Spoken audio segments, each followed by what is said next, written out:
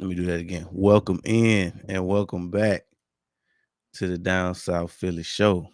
How y'all feeling today? Before we get into the meat and potatoes of what we got going on today, we got a few housekeeping rules. First of all, this stream right here is brought to you by none other than the Sports Lounge Media. So before we get started, I need you to do me two solids. Go ahead and subscribe to the Sports Lounge Media on YouTube. And then once you're done with that, come on over to the Down South Philly show and give us a sub on that as well. It's much appreciated. We are in the first order of news we got today is just obviously last week the Eagles wrapped up OTAs and mini camp, rookie mini camp, all that good stuff.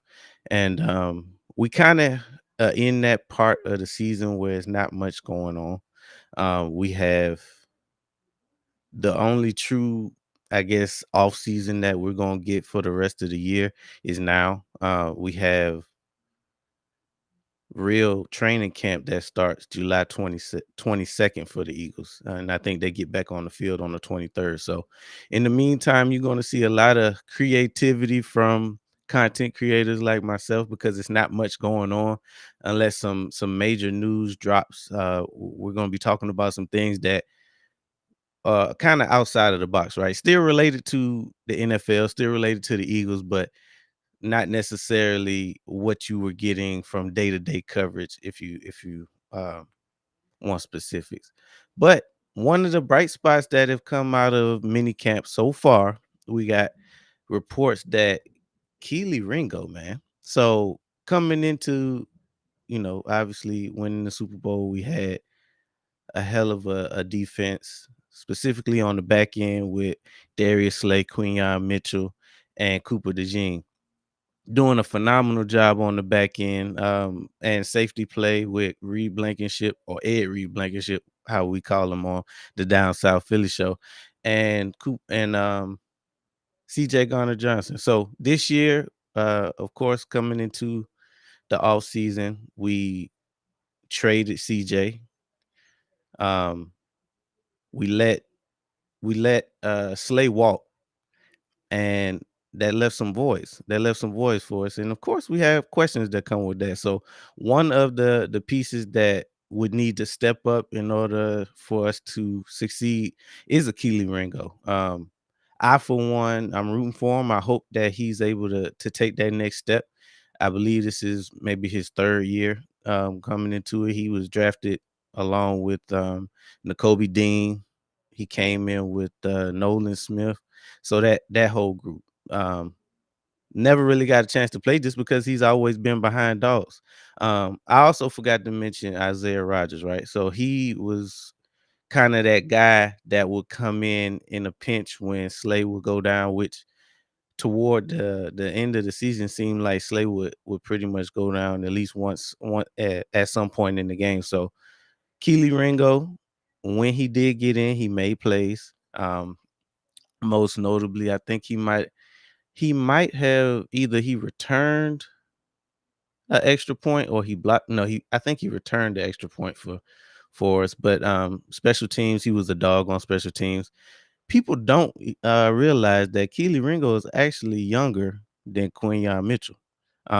So not only was he super raw coming into the league, but he was just super young. So now he's got a chance to learn from savvy vets, year in and year out, learn how to become a professional.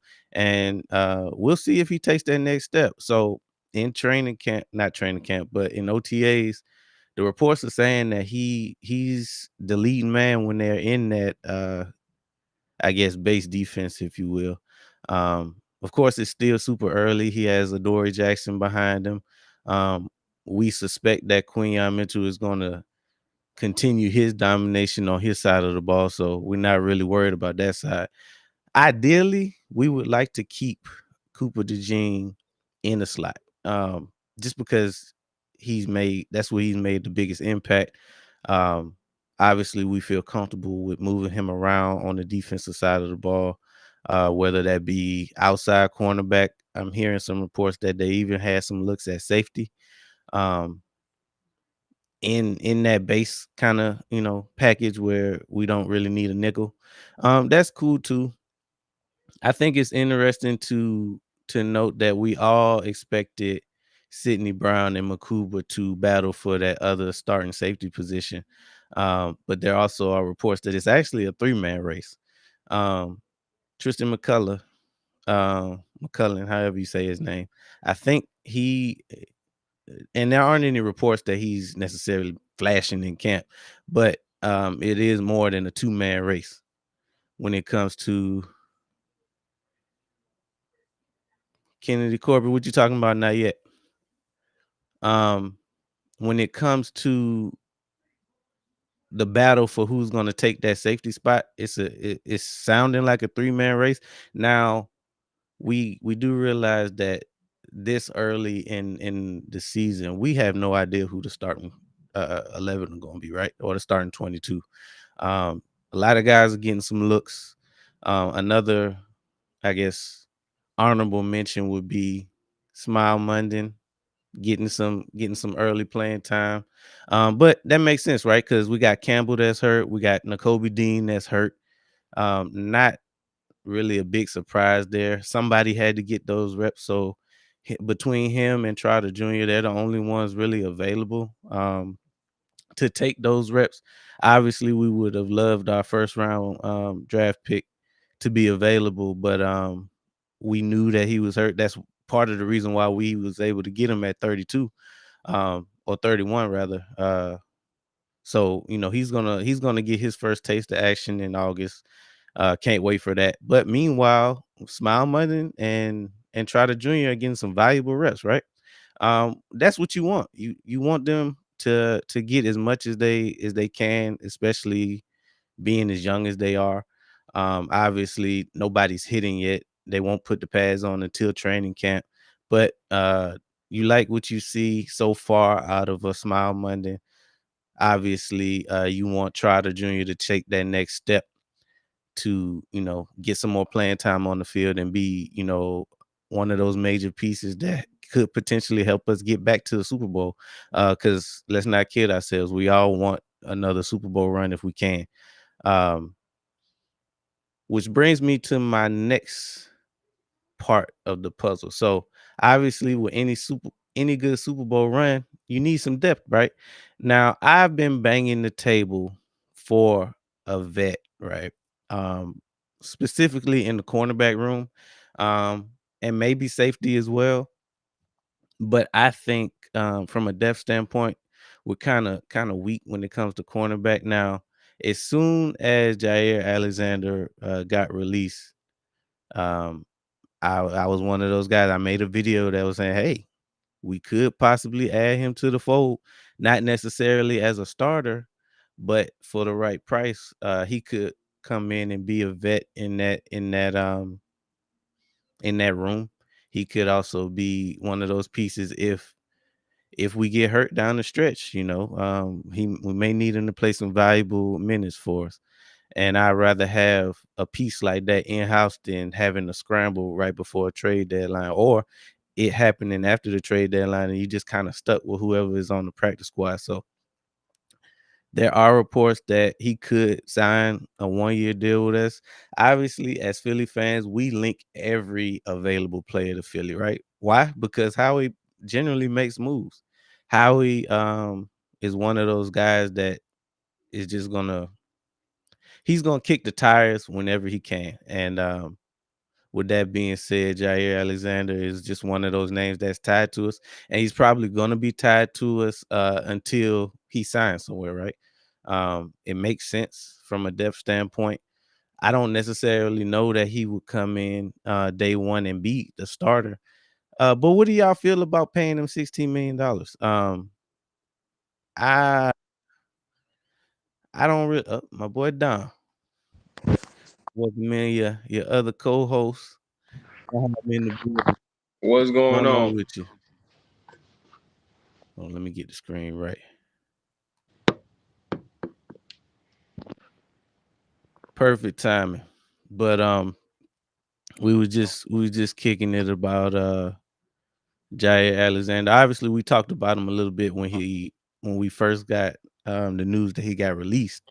But there's still reports that he could possibly be signing with Philly for a 1 year deal. We already know how you feel about him, but how do you feel about that number and what that would mean if we added him to the squad? Um, I mean, the man price is the man price, but at the same time, 16 million kind of crazy. Yeah.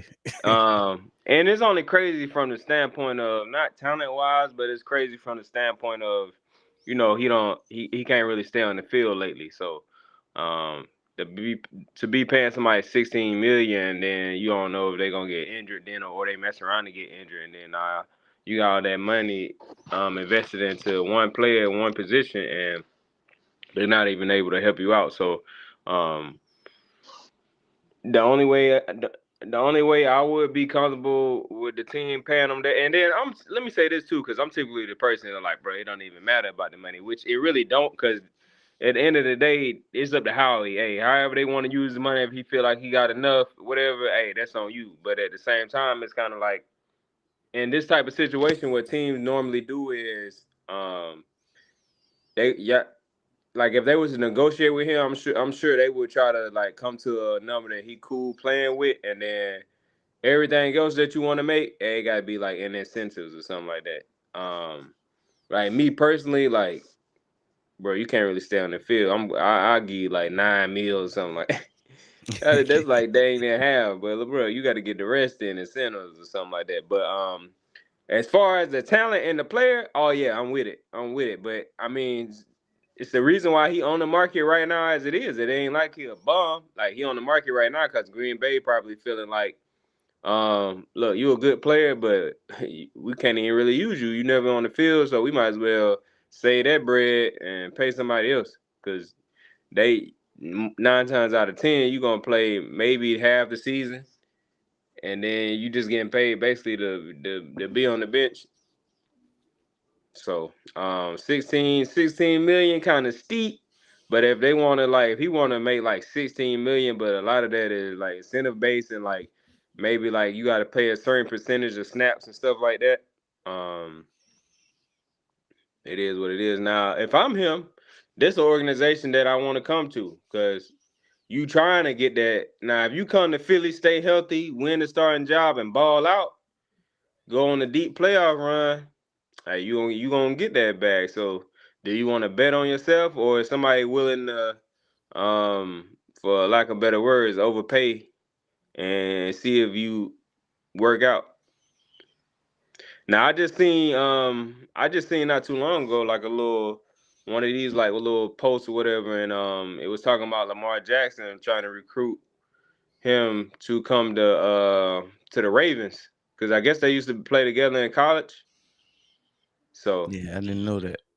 that's what the post said. I ain't fact check it, but it was like Lamar Jackson hollered at his GM and was like, "Hey, go get him." He would love to play for him. They play together in college or whatever. I'm sure his GM probably like, yeah, yeah, we want him too, but we got to negotiate 16 million. Yeah, that's a little steep, especially considering we could potentially already have our guy, and Yeah, that too. signing him would pretty much be like for depth purposes as opposed to like somebody to replace Slay. I don't think we necessarily looking for Nah, somebody outside of the building to replace Slay. So that's a big number. But like you said, if Howie want him, he gonna make it happen for whatever number he need to. And it makes sense from his standpoint, unless he's still trying to go somewhere and be the guy from day one. Now, if that's a fact, on top of the fact that obviously he want his bread, then he probably won't be in Philly. But if he willing to be a team guy and get his opportunities when they come, and help an organization actually make a push for not only a playoff run but a Super right, Bowl run, right. then Yeah, it'll make the sense. I agree.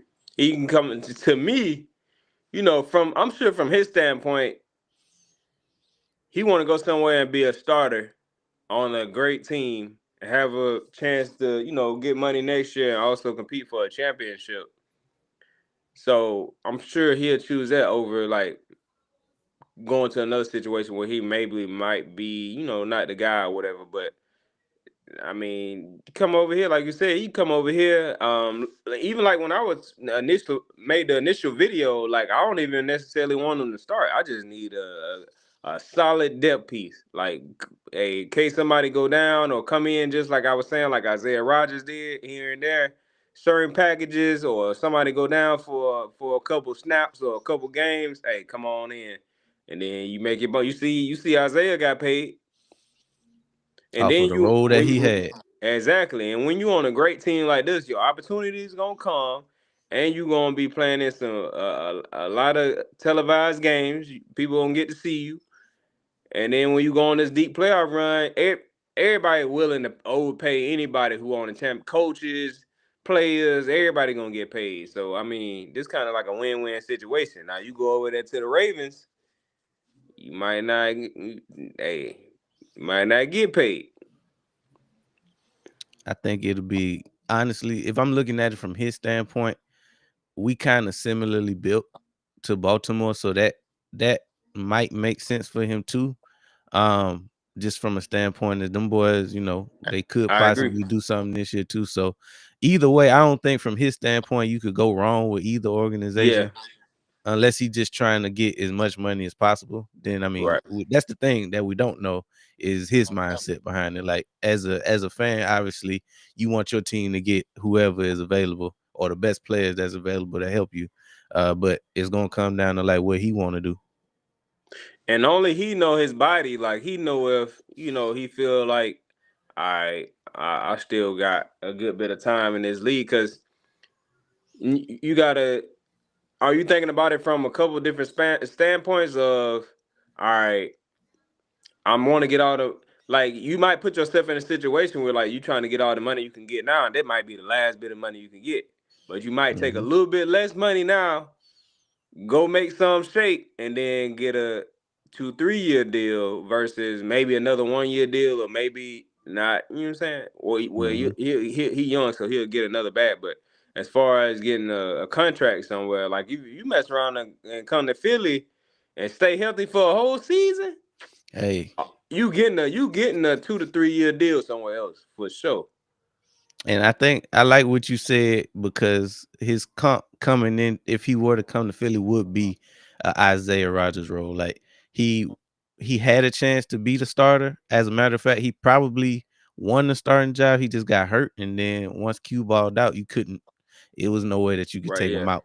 Yeah, for sure. Um, but he parlayed that into a bag. He Yeah, went for real. somewhere and got paid from it. So Exactly. ideally, that's probably what he would want to do. Now, the difference I would say, the main difference is, and we saw this all coming into last off season, was the fact that Rodgers was just excited. He was happy for the opportunity to get to play Man, the game that he loved. And you saw that with every post. You saw that with every interview. Like he just lit up just over the opportunity to get to play the game again. So that's two different mindsets, right? Being able to facts. play the game that you love and not have any idea if you could play it again. But he know Alexander, he know he gonna get to play somewhere. So Yeah, that's a way different mindset than what Rogers was doing. And he showed that he was appreciative of the opportunity because every time he got in, he just balled. man. What that man was a play waiting to happen, boy. I can't wait to see him getting on the field just from like all his off season posts. Now, like you said, it's a little bit different mindset probably coming in and different personalities, but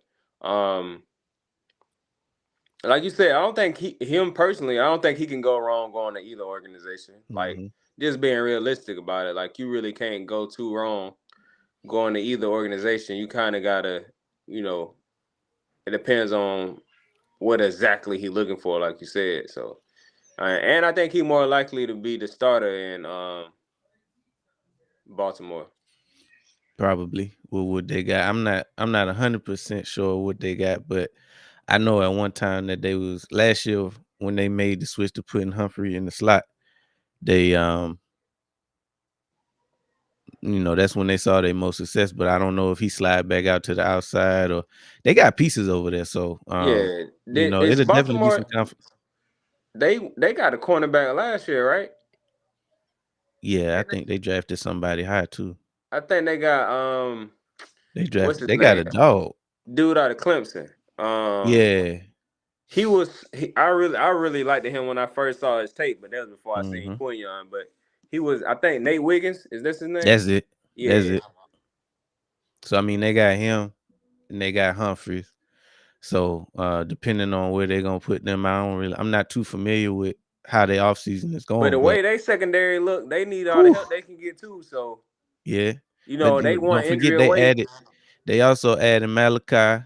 They got Yeah, for sure. Hamilton from the year Yeah, before who we they wanted. gonna So they defense they gonna got be some lit. pieces. Yeah, but That I mean, they defense gonna be defense lit. always good though. Yeah, Like for that's sure. what when you think of the Ravens, that's what you think of defense. Now, when they drafted Lamar, that changed how you look at them a little bit, but they've always had defense, even Yeah, when they for didn't sure. have a quarterback. Yep. No, I agree. But it'll be interesting to see like where he end up. Um, but that was just one of the things I wanted to talk about in training camp.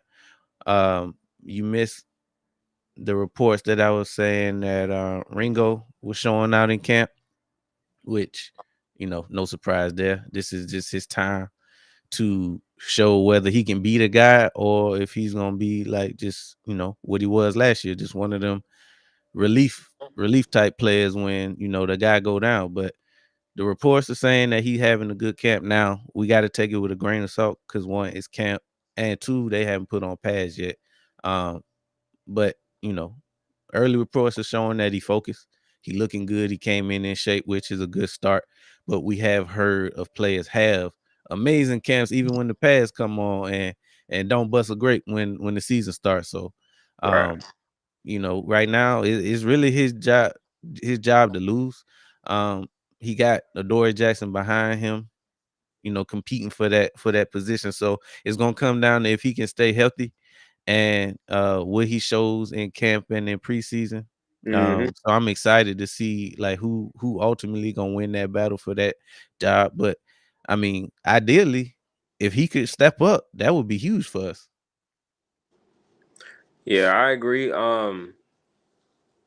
Hopefully he stay healthy through camp because I hate for him to be showing out in camp because a lot of times I hate when guys just like Isaiah Rodgers, I hate when they like Hmm. showing out in camp and then we have an injury and it ain't even really like a long-term injury, but when you in camp and you miss a few practices or a week or two, Them it's some huge another reps. guy that getting them reps and it's like, hey, you done messed up. Now he's starting. So or because a lot of times, boom, you miss a week or two, now you got to come back and get in the groove. Why are you trying to get in the groove? This person taking off. So um I hopefully everybody stay healthy through camp and we can see who's who and who get that starting job.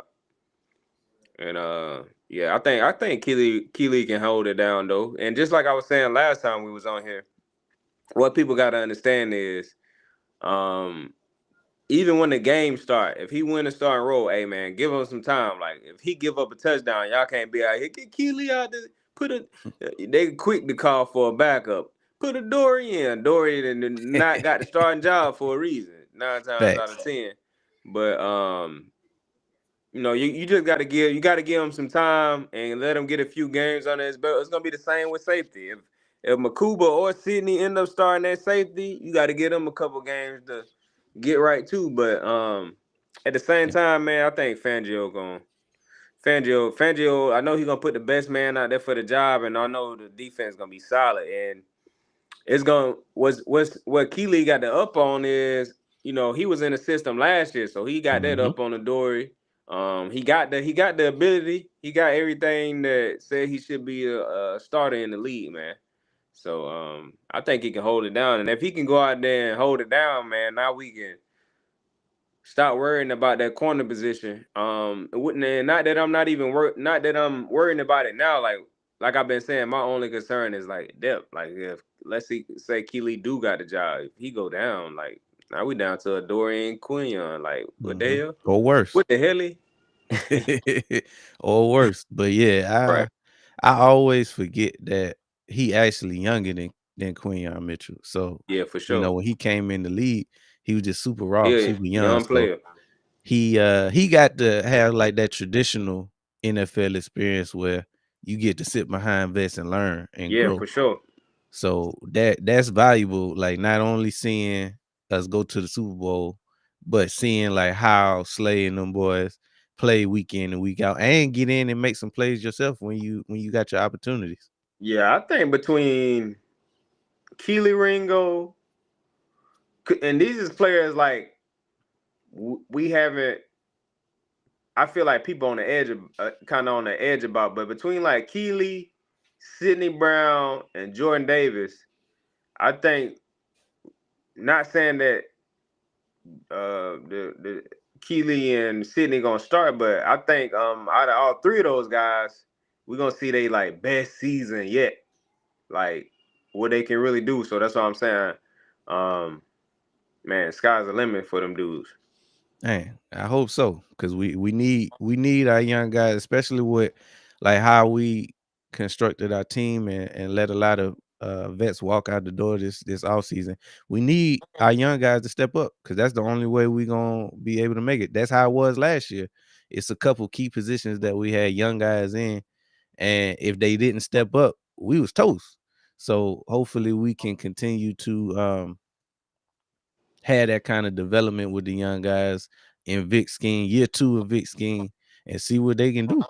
Man, by mid we'll and then with the teams we got to play, man. Once we get past like the first 6 games, man, we'll be a well-oiled machine, probably already rolling. Yeah, I agree. But in the another thing I wanted to add from camp was my boy Jahan Dyson. And Dyson, I can't see who that was. Let me switch it up. Yes, My boy sir. Jahan Dyson. So that's another person in camp that's been showing out, came in focused. And last year, Philly fans could say that some Philly fans could say that he didn't pan out. We got fleeced, giving up a second round pick for him. But honestly, every time he was in, he made the move that we needed or the play that we needed when we called his number. So he didn't do Saints game, anything. Yeah. Saints game, uh against the Jacksonville. Jaguars, obviously the Super Bowl, Then the other game where I think the Hurts was out. Giants. Was it the Giants? Yep. The Giants, the last game of the season. Yep. So every time we've called his number, he's made play after play for us. And like I didn't see nothing last year that would suggest that he wasn't worth the pick. Yeah, I agree. Not to make a comparison, but I like him in that role better than I like damn, what's the other guy we had before him?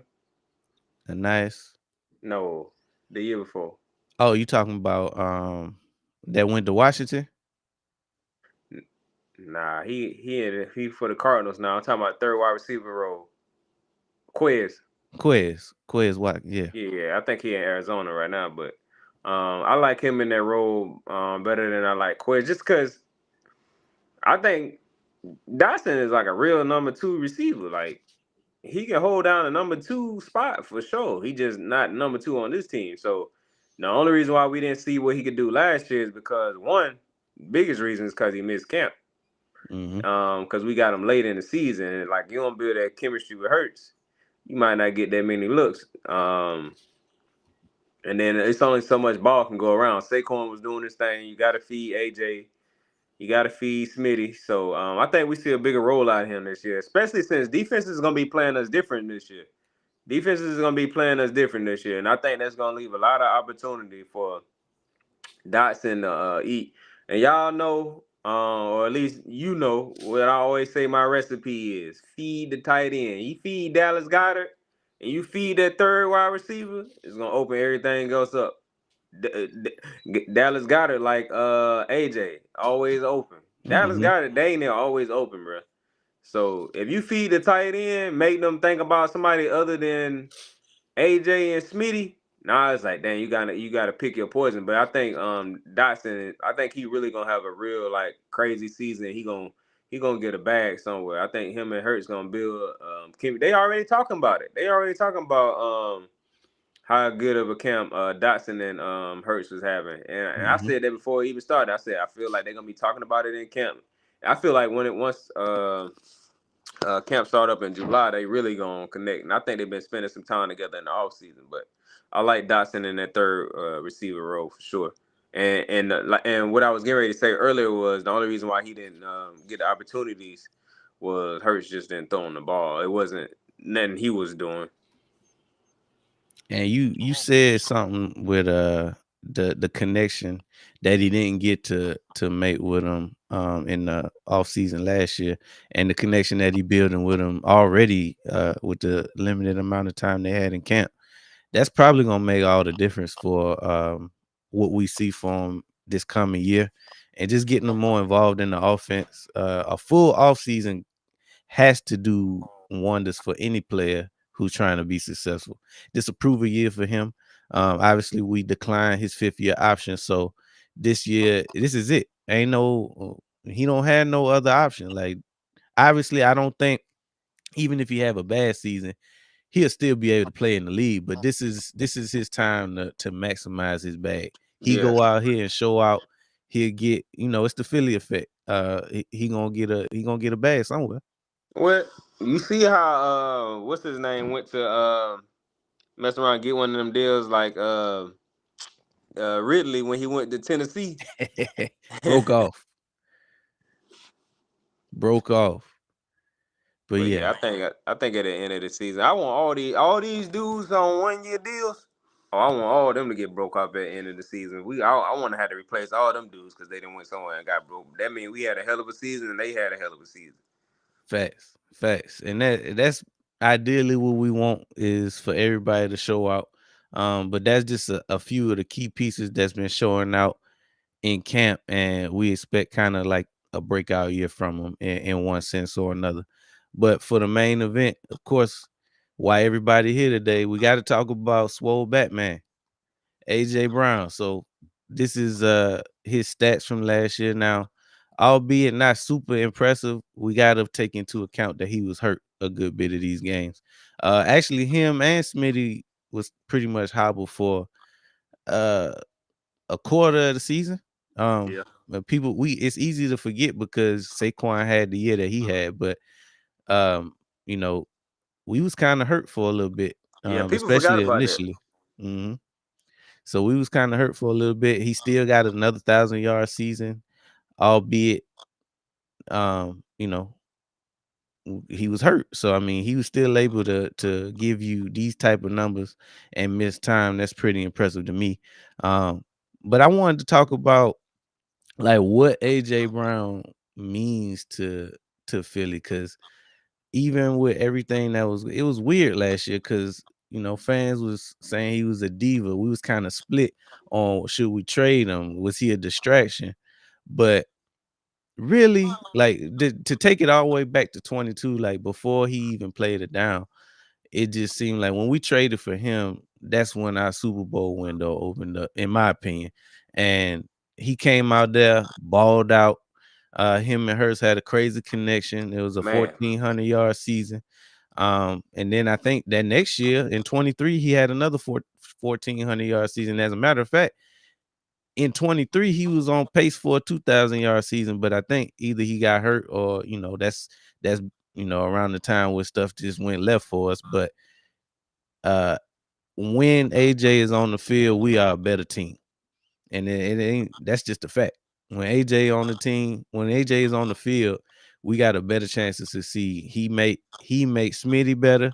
Smitty made him better. The both of them being on the field obviously opened up the run game.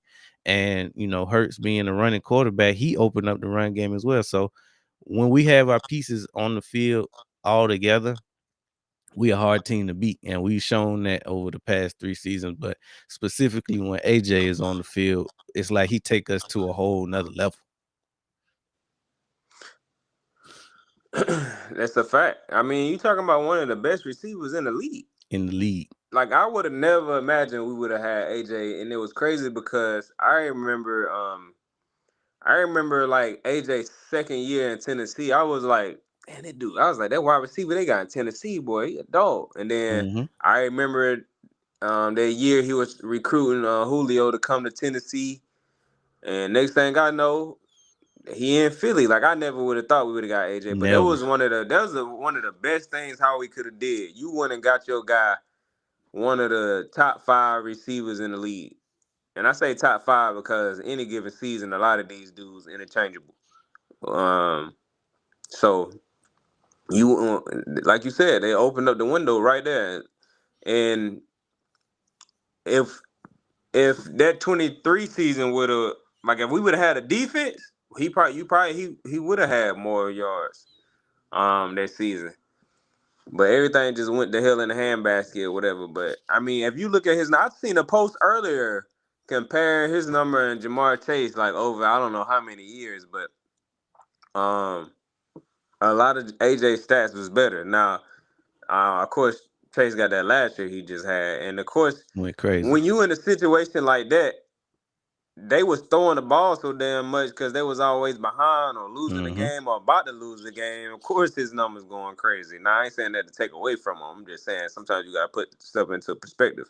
Mhm. Um, but yeah, AJ Brown, that dude, man.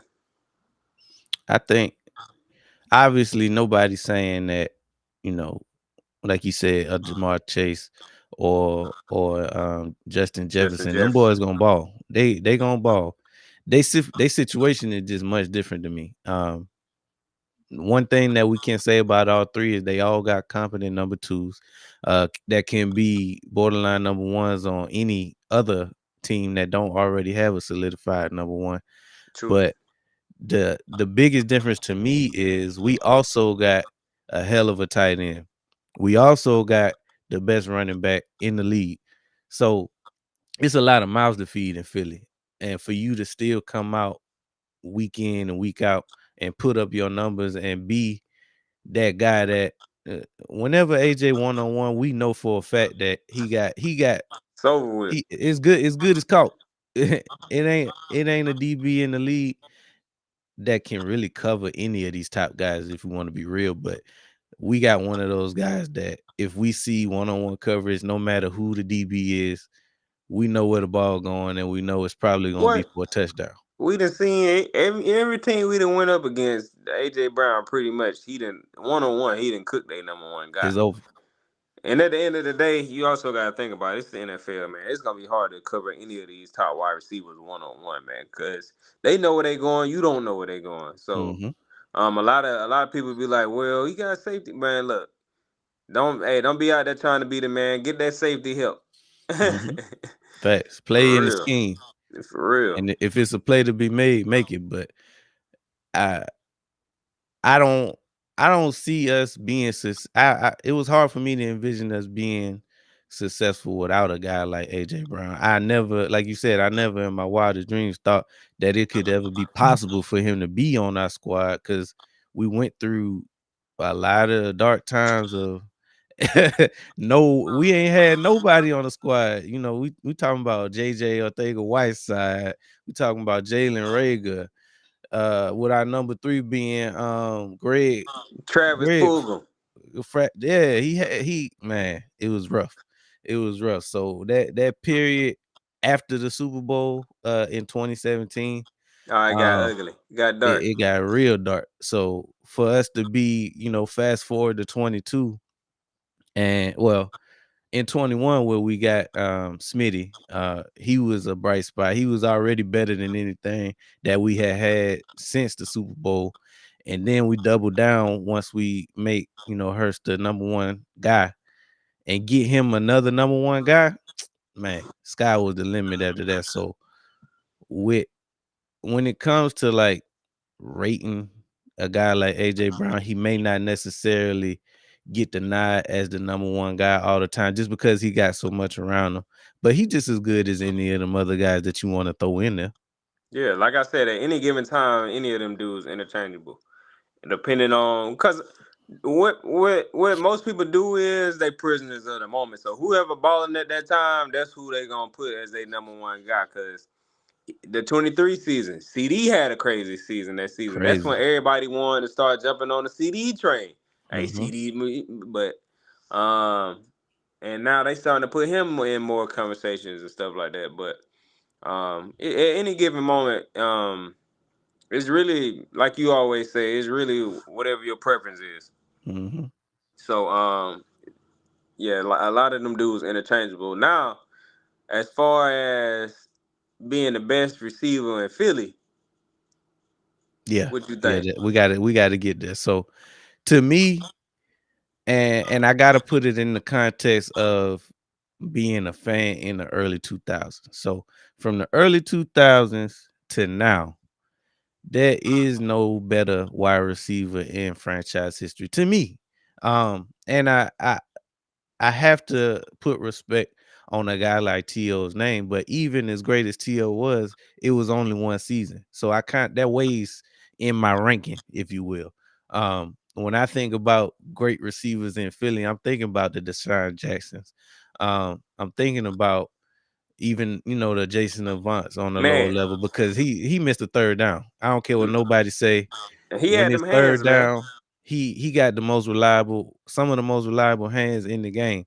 Um, so when we think about him being a part, AJ being a part of a Super Bowl team and being one of the reasons why we such a good team every year since he been here, it's hard for me not to put him in that number one spot in Philly.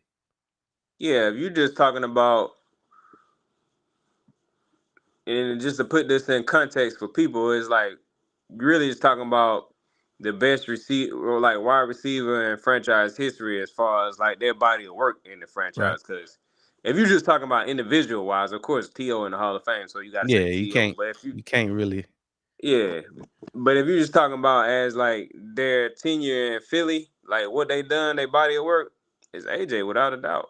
Now, had we not let Deshaun Jackson go, Hey, AJ would have probably a little. Him and Smitty would have a little mountain to climb because DJ was doing his thing, and whether we would have won the Super Bowl with him or not, we would never know. right. But since we did let him go, a lot of any records that he had either been broken or they very catchable. And he didn't even get to break a lot of records himself because he got up out of here prematurely. So same thing with Shady. Had Shady been here his whole career, he would have got it, man. He would have, And he put in work here too. Like man, even for though sure. he left early or he got traded early, but while he was here, like he say, crazy work. And to put in the context, like no matter how so Saquon had an amazing season last year, but I don't think he can't be in the discussion for Philly greats at the moment because there's only one season. One season, yeah. So that's kind of what I talk about. Same thing with AJ. It's like he at this point we've seen 3 years of what he can do. Hmm. And he's been able to produce at a high level like every year he been here. And I don't see unless some crazy injury happened, we And that was should expect after, another one. and that was after they initially said who gonna get him the ball. Facts. Facts. So that's the that's like the catch 22 of this, right? So the same thing, like you mentioned, CD Lamb earlier, how he had that crazy season now, and it probably was that then, but Cowboys fans swear that it ain't even close. The debate between AJ and CD Lamb ain't even close. Like CD Lamb head and shoulders better than AJ, and I just, as a football fan, I don't see how you can make that kind of claim seriously. Because even though we don't rock with the Cowboys at all, game recognized game. CD one of the best receivers in the league. Yeah, he top 10. What no matter how I feel about the organization, the facts is the facts. But for you to sit up here and make a claim that AJ can't tie CD's boots, that's cap. Yeah, I feel like CD. We always knew his potential, but I feel like Mhm. he really just started getting in the conversation that 23 season when him Mhm. and Dak kind of had that little stretch, kind of just like right before they had their stretch. AJ and Jalen had went on that little stretch when they was doing the 200-yard games. And Mhm. then right around towards the end of that, that's when CD and Dak started doing their thing. So um I think CD is top 10, but like I said, he just not entering that conversation. And like people tend to forget, and especially when like somebody like AJ, a Philly player involved, they wanna um say something negative about him anyway, or leave a Philly guy out of the conversation. But like with me, I don't care if you play in Dallas or not. I keep it 100. If you're a good player, you're a good player. If you top this or number one or whatever, I'm gonna say it. Just like I was saying all last year, one of my favorite players to watch was Overshown. That linebacker they got. Hey, he He a was making dog. plays. For real, he a dog. I was like, damn, who's the dude? He flashing every play, every game. I'm like, what? But yeah, so um, but as far as CD, he top 10. But like I said, a lot of them guys who top 5 or you that top 10 a lot of these dudes interchangeable, or like any given game, any given week, or any given season. A lot of those dudes interchangeable, man. Facts. And here's the cycle when it comes to anything related to Philly, and I guess if you want to say division or even outside of the division, when they get to Philly, they wash. They're not gonna do nothing.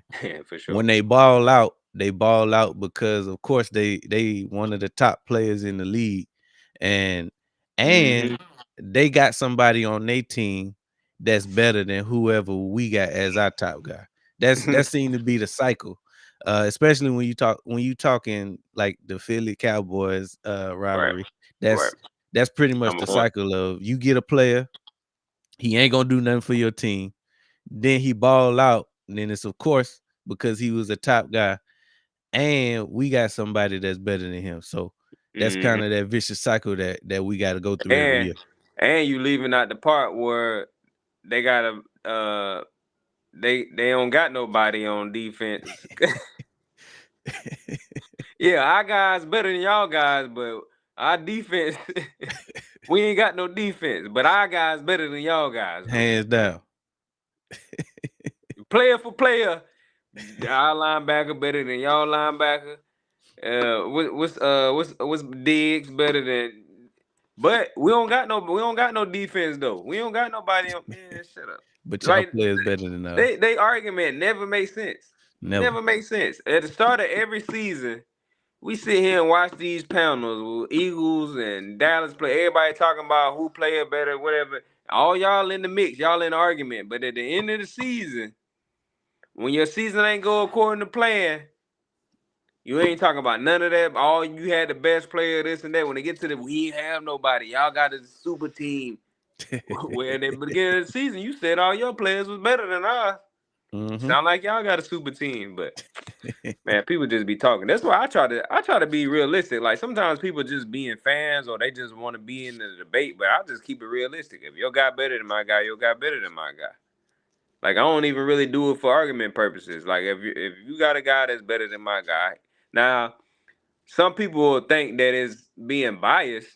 Like if I say Jalen Hurts better than Dak, people will think like I'm being biased. But no, I really think that Jalen Hurts better than Dak. And I think what Jalen Hurts is most underrated at is his decision making. Hmm. His decision, he got the tools to do whatever he need to do. But I think what separates him is his decision making, and his poise in big moments. Them two things right there alone is what separates him. Man, we could go. Cause We how can. many times people talking about we fourth down, and just as many as almost just as many as time as people talking about well y'all only winning or keeping drives going because y'all doing the tush push with it. Man, look at how many times on fourth down we throw a bomb to Smitty or AJ. Fourth down, it could be 4th and 1, 4th and 2, 4th and 3, 4th and 6. Don't matter. Bomb because a lot of times in that situation, that comes with having a guy like AJ. If you give him some cushion, he just gonna kill you with a slant. Hmm. Now, if you come up, you ain't got no safety help over the top. They gonna hit you. They gonna hit you with a bomb. But it's like you kind of gotta pick your poison. And that's why we end up getting so many bombs, because it's like you gonna give up a first down. Like a lot of times, you might want to just go ahead and get that up, Mm-hmm. because you going up try to take that slant away. Nah, AJ might be going for 6. We got we got somebody to weigh in on the Philly franchise debate.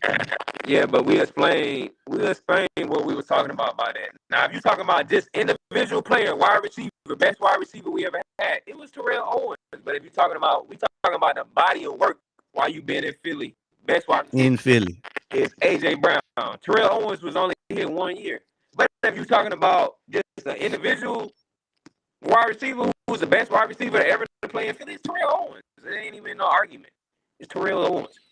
But if we talking about who put in the best body of work, best wide receiver that we did, because T.O. was only here 1 year. He ain't win no Super Bowl. Went to a Super Bowl, but he ain't win no Super Bowl with us. He ain't put up a bunch of years of consistent numbers. He was here 1 season. So it's And he got into it with McNabb when he was here. but yeah, so it gotta be AJ. All right, so give me, well, since we back on the subject, who your top 5 who on your, let's not go top 5. Let's go who on your Mount Rushmore of Philly wide receivers. Oh man. Now you can go 4 or 5, whichever one. If you got 5, Well, you can you put know, 5. the two we just talked about, AJ and T.O. Mm-hmm. Now you gotta think about. I've only been an Eagles fan since 2001. Early 2000s. Yes, so like I've been an Eagles fan since like 2001. Um, if y'all go back and look at our very first video, I talked about. I remember the first Eagle game I ever seen. And it made me an Eagles fan. We actually lost that game, but anyway. Um, so I really only can talk about the guys that I've seen. I know about the other guys, but I ain't watched none of them dudes play like with my own eyes. Like I know about them, but for me, it had to be Deshaun Jackson, T.O., AJ. Uh,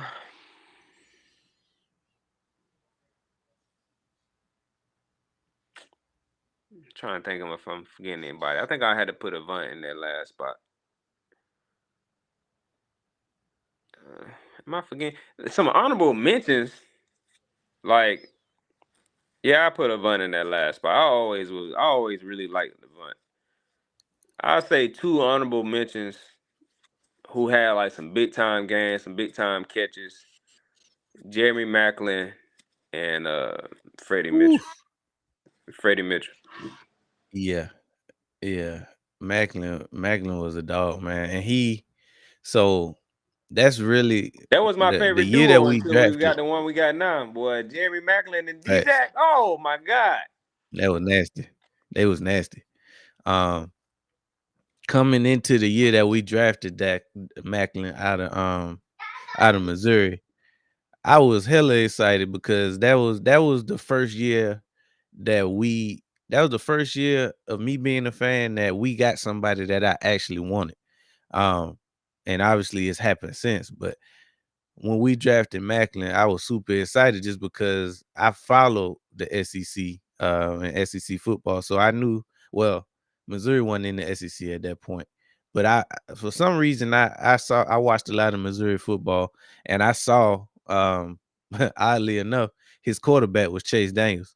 Chase Daniels actually had a good college career.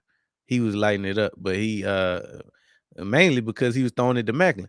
But when he got to Philly, he was one of those guys that just instantly just made plays. And like you said, ultimately ended up being a part of a hell of a duo, him and Macklin, him and D-Jax, when they was both on the field, they was pretty much unstoppable. And just to think about one season in particular where we had Macklin, D-Jax, Vic, Shady, Selleck, them boys was balling when they was on the field and healthy.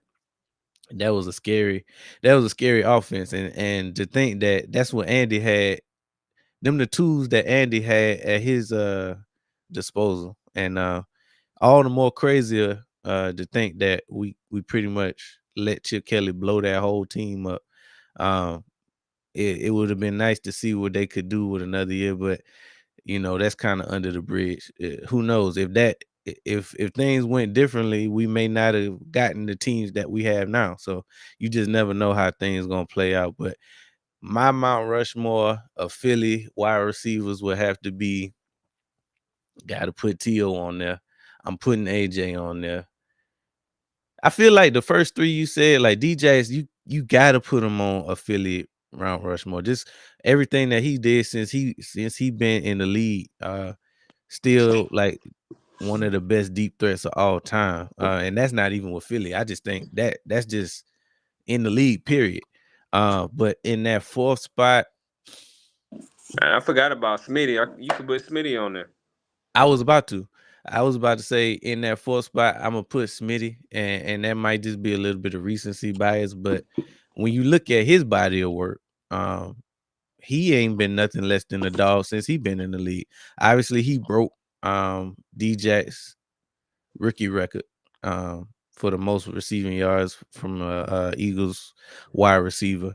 And then he pretty much 1,000-yard wide receiver when he healthy. So he helps make AJ that more dangerous because you got to pick your poison with them too. You don't want to put just one person on either one. And if you do got one person on them, that's what hurts going with the ball. Because for a fact, Smitty done made some of the most amazing catches that we done seen over the past 3 years. And it just seemed like every year he give us something new. Like he kill us. He normally kill Washington when he play him. Um, he kill him with a one-handed catch every year for some reason. And he come down with, not only do he come up with big catches, but it's like the times that he come up with his catches. Like he become one of our most clutch wide receivers. So even though his game is different from Avant, the fact that the way we trusted Avant is the same way that we trust Smitty now. So yeah, I had to put Smitty in that fourth Yeah, I wasn't spot. even. I wasn't even thinking. I knew I was forgetting somebody. I probably would put Smitty in that fourth position too, because I wasn't even thinking about him. Probably over who I said Avant. You So I said, probably would. yeah, I Avant, probably yeah. would have him over Avant, and then I probably have Avant and Jerry Macklin as my honorable mentions. But and basically, yeah, Smitty, like you said, Smitty been putting in work, and being somebody that we drafted. I ain't gonna say he'll play his whole career in Philly, but he'll get I another hope so. contract. He'll probably Oh get yeah. another contract in Philly for sure. So he'll He probably could have play. already been gone. He'll play the majority of his career in Philly. Yeah, with the core that we have, as long as them boys still as long as they don't fall out for one or injuries or something like that crazy happen, we probably could keep them. Cause for one, hurts ain't a self I ain't gonna say they selfish, but they made their contracts in a way where it's not killing us and we can pay other guys. And You seen that Smitty, report that just came out? yeah, yeah.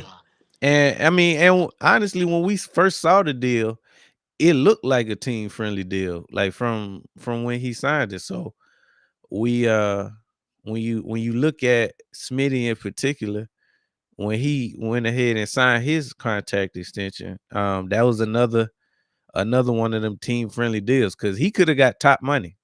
He could have went somewhere and got 30 mil easy. You don't think that Tennessee would have paid him 32 million dollars to come be the guy? Who pay Smitty. pay pay Smitty to come be the guy? Yeah, they just paid down Ridley, so I so I wouldn't put it past him.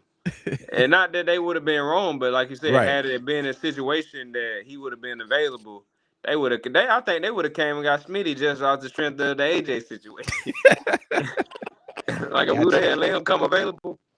But yeah, man, it's a crazy duo, man. I never would have thought we would have had this duo wide. Like you said, we just went so long without having like any wide receivers. It's crazy to like now that we got wide receivers, it's like dang, you gotta enjoy it because you don't know how long this gonna last. Cause even if say they play another 5 years in Philly, after them 5 years, if you go through a drought, it's gonna be like, dang, I remember when we had AJ and Smitty. So you gotta enjoy it while you're in the moment. Hey, you know who else is an honorable mention though? Alshon Jeffrey. Yeah, for sure. I don't think he did enough to be on the Mount Rushmore, but he definitely can at least be in the conversation. Yeah, we had some receivers. I knew I was gonna forget somebody. Forgot about Alshon for sure, but he did his thing. But yeah, that's pretty much like all that I had on the docket for this week. I just wanted to show AJ some love, especially with the kind of season that he had. And it just seemed like last year in particular, he was just getting a lot of hate for whatever reason. Um, but now he a Super Bowl champ. You know, it looked like he putting in some more work. Looked like he also got him a new platform that he launched. I don't know if it's a podcast or what, but he doing some kind of content creation that looked pretty dope. But look like he's staying focused. He back in the lab. I look forward to of course another 1,000 yard season out of him. That's easy. That ain't nothing. Um, but did you have anything else you wanted to touch on before we got out of here today? Nah, I can't think of nothing. We pretty much hit everything that I kind of want to talk about. Um, One Yeah, thing we missed on any news we in that that came part. out lately. Now we kind of now that OTAs and mini camp is over, we kind of in that part of the season where it's like kind of like the only true off season that we gonna get. Like ain't nothing really gonna happen. Them boys out of camp. I don't think they report back to camp until July 22nd. So we got about a month um of not really a lot going on. So this is when we going us and other content creators get kind of creative with what we talk about, but we still gonna give y'all that heat every week. Um Make sure you tune in next week, 7:30 p.m. Eastern Standard Time to the Down South Philly show. This has been another dope episode on the show. We had Dom and DP. We are your co-hosts. Make sure y'all tune in. Make sure y'all like, comment, and subscribe. And we'll see y'all next week. Peace. Go Birds. Go Birds.